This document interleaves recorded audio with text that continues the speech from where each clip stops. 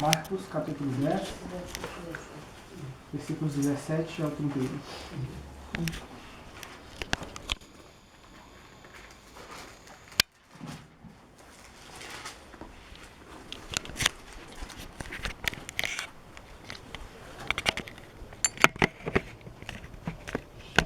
Amém? Amém.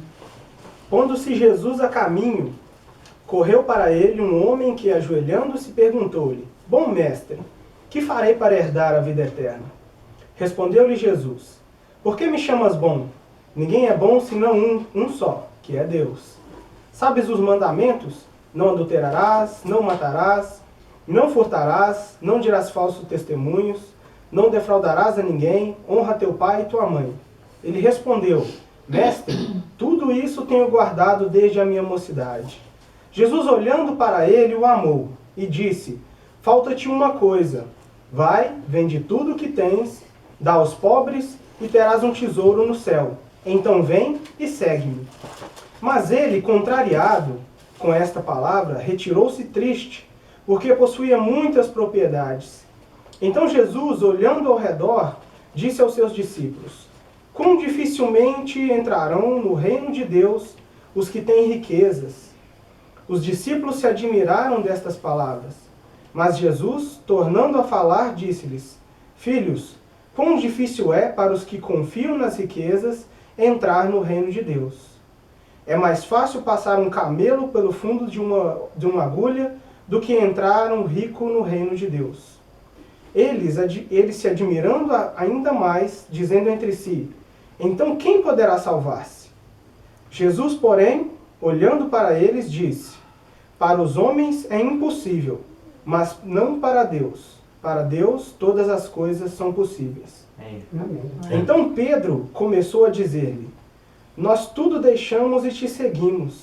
Respondeu Jesus: Em verdade vos digo que ninguém há que tenha deixado casa, ou irmãos, ou irmãs, ou pai, ou mãe, ou mulher, ou filhos, ou campos por amor de mim e do Evangelho, que não receba 100 vezes tanto, já no presente, em casas, irmãos, irmãs, mães, filhos e campos, com perseguições, e no mundo por vir, a vida eterna. Porém, muitos primeiros serão últimos, e últimos primeiros. Amém. Até aqui. Pobres, mas abastados. Essa leitura é uma leitura muito famosa. Acho que na maioria das religiões que tem a Bíblia como o seu centro, né? A passagem do jovem rico. E essa passagem, né, ela mostra algumas atitudes, né, que Jesus nos pede, algumas coisas que nos alertam, né? Algumas placas de alerta para nós que somos filhos de Deus, que somos cristãos. E uma delas é exatamente o versículo 21. Né? Jesus ali, né, se propôs ali num momento, né, um diálogo com esse jovem rico, que chama a atenção de Jesus, o chamando de bom mestre. Né? Ele chega chamando Jesus bom mestre, que farei para herdar a vida eterna. Essa expressão bom mestre, né, também parece que deixou Jesus um pouco abismado, né, pelo ter chamado ele de bom mestre. Até porque a maioria das pessoas que chegavam até Jesus nessa época não eram os ricos. A pregação de Jesus Cristo nunca chamou a atenção dos ricos. A pregação de Jesus era deixar tudo o que tinha e segui-lo. Né? Negar a si mesmo, dividir, né? Amar uns aos outros. E isso não era algo que chamava a atenção de alguém que possuía riquezas. Mas ainda assim ele chega a Jesus chamando bom mestre. Né? Jesus vai dizer para ele: Por que me chamas bom? Ninguém é bom senão um, que é Deus. Né? Jesus vai usar essa expressão, essa resposta ao jovem rico, não de uma forma dura ou até mesmo de uma forma, né, sendo grosso com o jovem rico. Mas talvez tentando alertar ele, chamar a atenção dele. Será que eu sou realmente esse bom mestre? Né? Será que você realmente está me reconhecendo quem eu sou? Que eu sou o Messias? Pois só há um que é bom. Quem é esse que é bom? Deus. Então ele estava chamando a atenção dele para se ele reconhecesse realmente que ele era o Messias, que as palavras que ele continha, que ele estava, né, falando às pessoas, eram realmente as palavras de Deus. Amém. E no próximo versículo ele vai, né, falar com o jovem rico, perguntar a ele a respeito dos mandamentos. Afinal, era um contexto ainda judaico, né? Ali de Velho Testamento. Ele pergunta ele sobre os mandamentos, se ele seguia os mandamentos, se ele, né, observava os mandamentos. E o jovem rico vai responder: mestre, tudo isso tenho guardado desde a minha mocidade. Né? Alguns talvez olhariam para o jovem rico e falariam: esse rapaz é praticamente perfeito. E Jesus, né, vai falar no versículo 21, olhando para ele, o amou e disse: falta-te uma coisa, vai, vende tudo o que tens, dá aos pobres e terás um tesouro no céu. Então vem e segue. Jesus logicamente sabia a resposta do jovem rico e aquilo que ia contrariar o coração do jovem rico. Mas era exatamente o que era necessário para que ele obtivesse, né, a vida eterna. Ele teria que entregar essa vida pela vida eterna. Exatamente mostrando que o valor dessa vida é praticamente nenhum das coisas nessa vida. Né? Principalmente as riquezas, né, que ele chegou diante de todos ali. A palavra vai usar essa expressão jovem rico não é à toa, porque ele chegou provavelmente chamando a atenção de todos. Note bem, a maioria das pessoas ao redor de Jesus, pessoas simples, pessoas que moravam ali na rua, né, jogadas, deixadas, e de repente no meio da multidão aparece um jovem rico. Agora já não era mais só os fariseus e saduceus, né, chegando a Jesus, mas também alguém da alta sociedade chegando a Jesus e perguntando sobre a salvação. Isso chamou a atenção de todo mundo. Mas Jesus, assim como ele fez com qualquer outra pessoa, amando, ele disse ao jovem rico o que ele precisava fazer. E quando ele diz, esse versículo 21, que ele diz: vai, vende tudo que tens, dá aos pobres e terás um tesouro no céu, então vem e segue-me. Para nós termos um pouco mais claro o que Jesus quis expressar para o jovem rico, né, uma passagem que deixa isso um pouco mais claro, é Mateus 13, 44. Eu gostaria de abrir lá, para nós entendermos melhor esse contexto. Mateus 13, 44, que é uma das parábolas. Uma das parábolas sobre o reino, né, das várias que Jesus falou e ensinou, mostrando o caminho. Mateus 13, 44.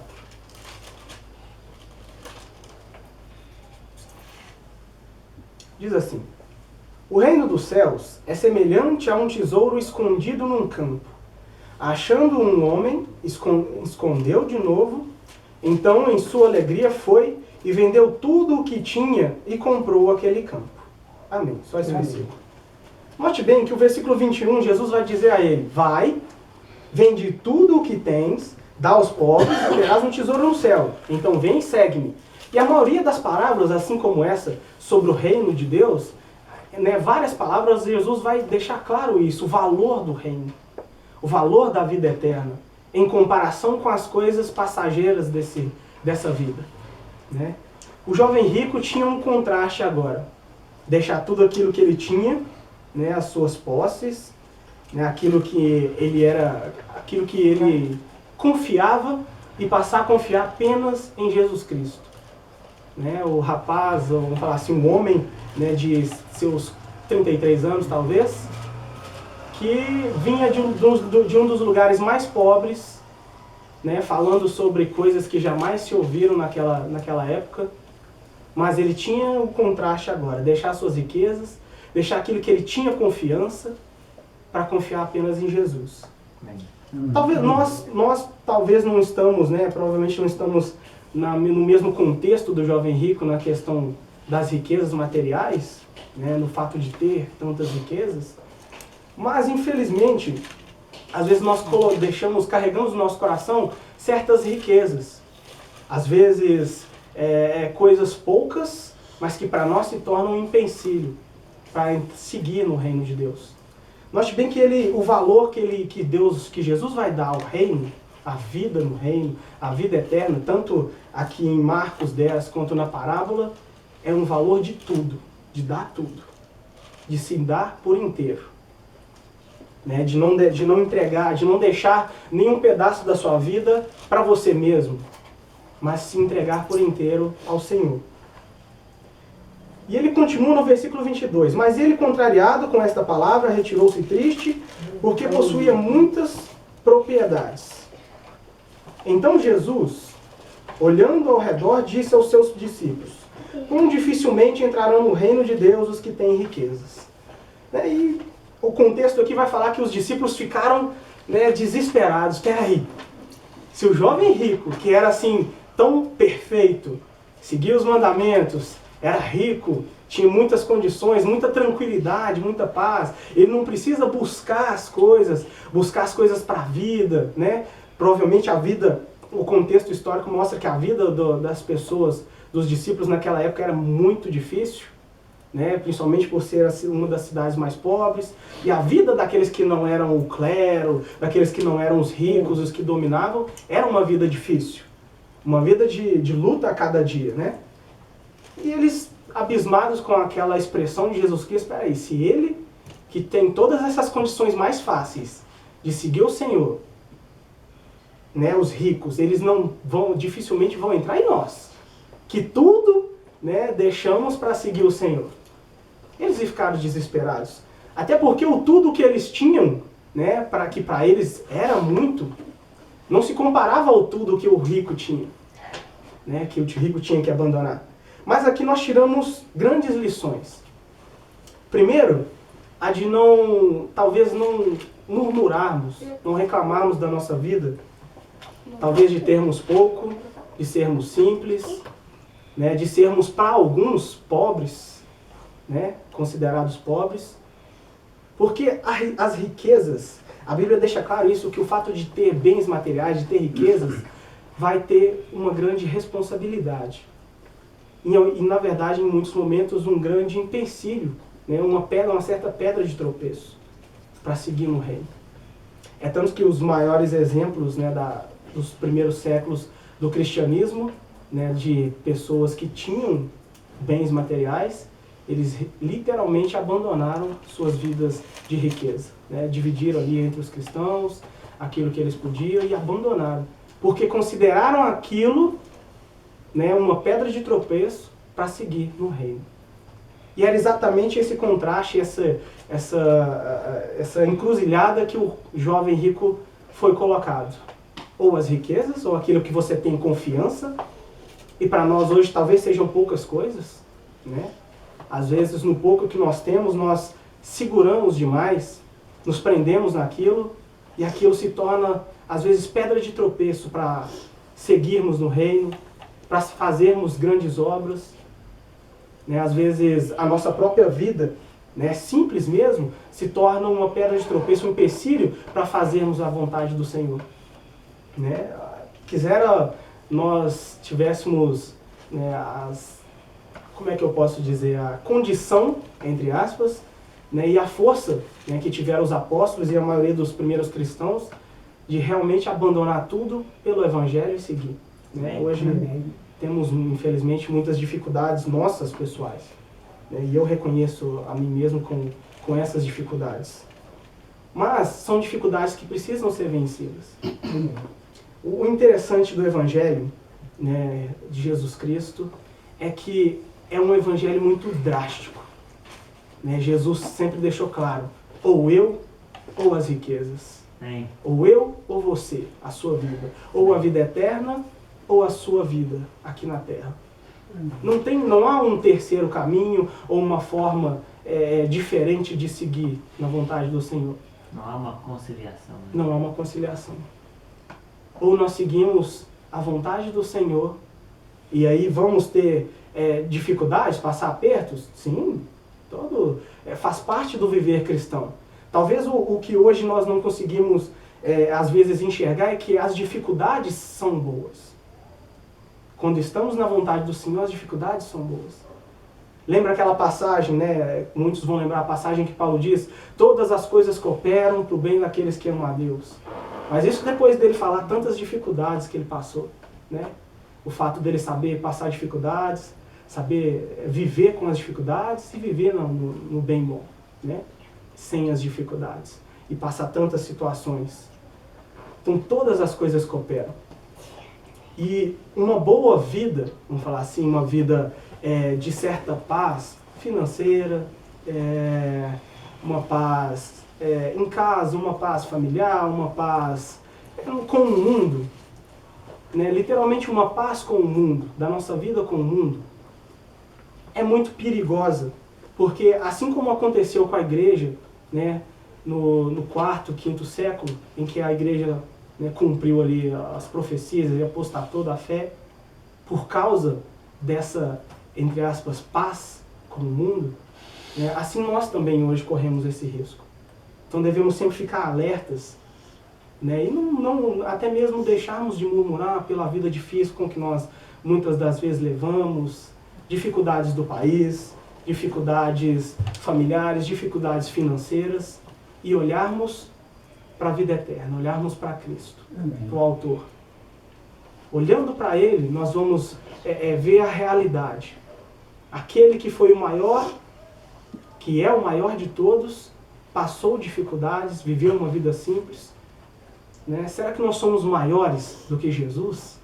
Pelo contrário, né? Jesus deixou claro que, assim como aconteceu com Ele, também acontecerá com seus discípulos.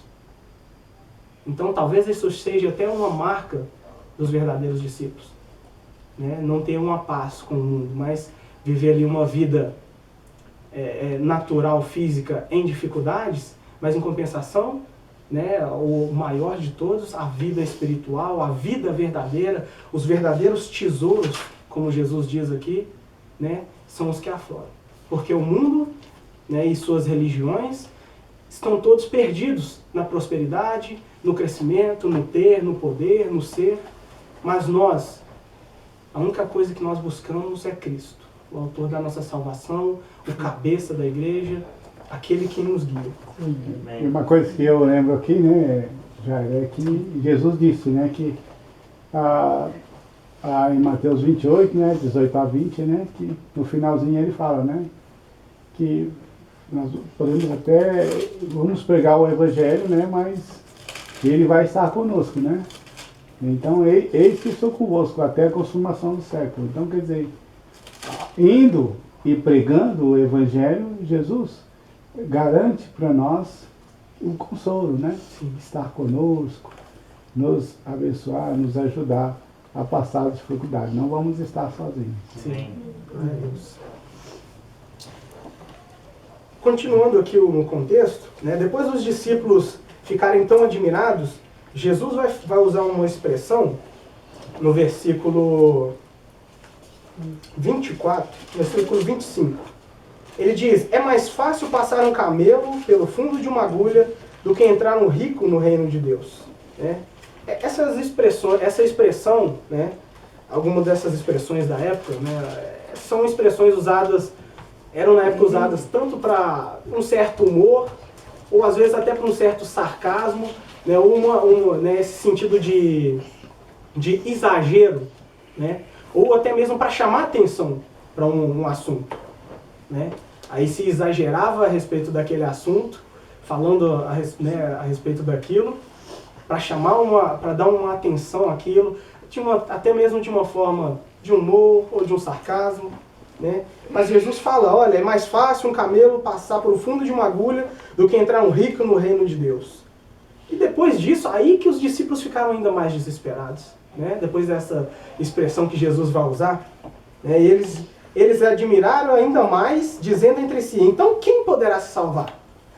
Né? Então, peraí, nós aqui, né, se nem eles podem, se nem eles têm essa condição, note bem que a ideia dos discípulos ainda estava presa à ideia, né, judaica daquela época de coisas materiais, né, de uma vida ainda nessa terra. Eles ainda não tinham enxergado que Jesus estava, né, falando e mostrando as riquezas espirituais, ou melhor, as verdadeiras riquezas, os verdadeiros tesouros. E aí Pedro, né, versículo 28, então Pedro começou a dizer, e nós que tudo deixamos e te seguimos?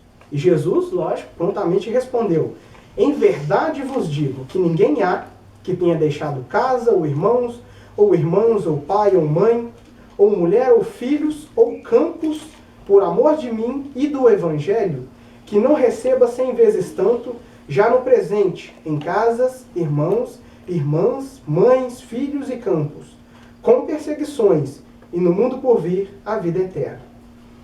Jesus vai dar a resposta logo depois, né? Note bem que Jesus, em momento algum, ele fala das coisas que o jovem rico tinha, Amém. né? As suas riquezas.